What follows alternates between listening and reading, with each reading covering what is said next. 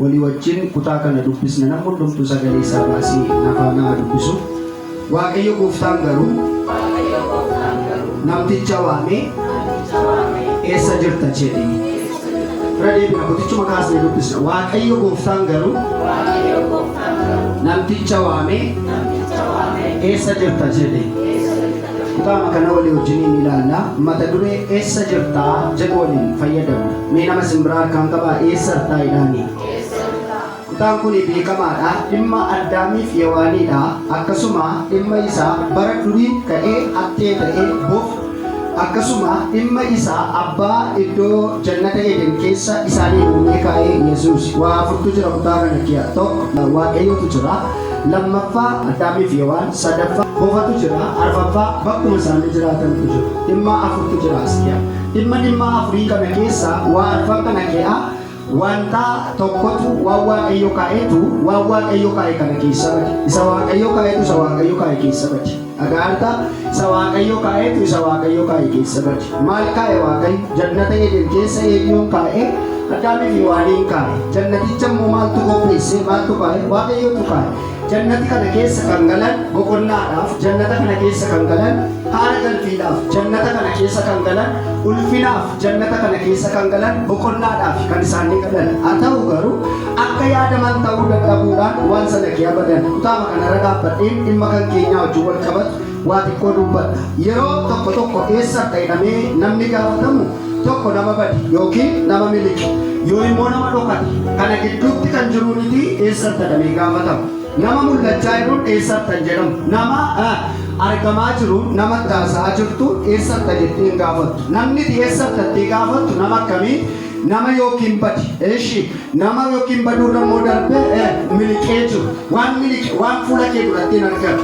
Waan sammuu kee dura hin jiru. Waan jireenya kee dura hin jirre maal jedhama? Eessa jirtaa jedhamee gaafatama. Kanaaf yeroo mata dureen kun har'a eessatti jedhee nu gaafatu anas isiniinis gaafa gaafatu namni kam jireenya isaa keessatti eessa akka jiruuf maal keessa akka jiru hubachuu isaa dirqamadha. Dhala namaa ta'ee kan jiru eessa akka jiru beekuu qaba.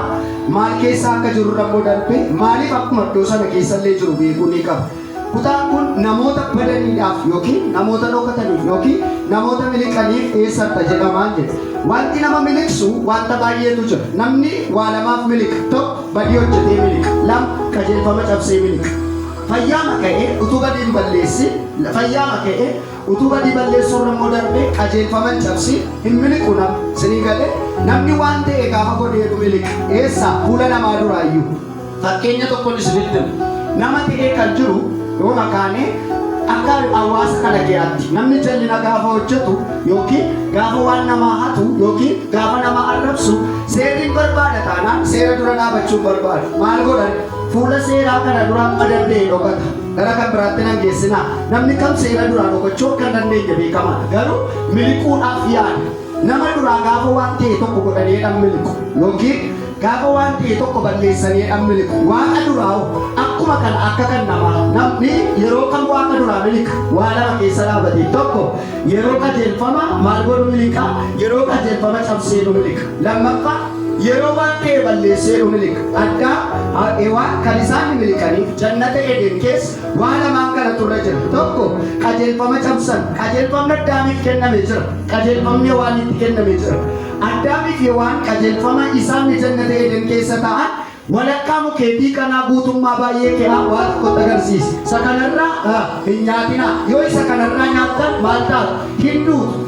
Kanaaf akka hin duuneef muka isa baay'ee kanarraa fayyadamaa. Ishi muka isa tokkoo kanarraa garuu hin nyaatinaa. Kun qajeelfama isaaniiti. Qajeelfama waan cabsaniif kalees amma qajeelfama cabsineef yeroo qilleensa qabbanaa'aa keessa yeroo gooftaan dhufu hin dhaga'u turan sagalee isaa. Hin hordofu turan sagalee isaa. Wal beeku turan. Takkaa gooftaa duraa dhokatanii hin beekan. Yeroo hundumaa gaafa gooftaan dhufu hiriyaa isaaniidha, miiltoo isaaniidha, deddeebi'ee isaan hubatu. Kanaaf hin gammadu turan.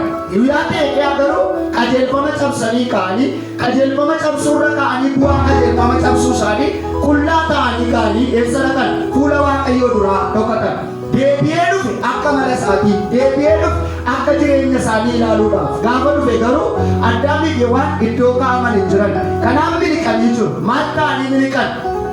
Uffatanii miliqanii, uffatanii miliqanii, lakki maal ta'anii miliqan?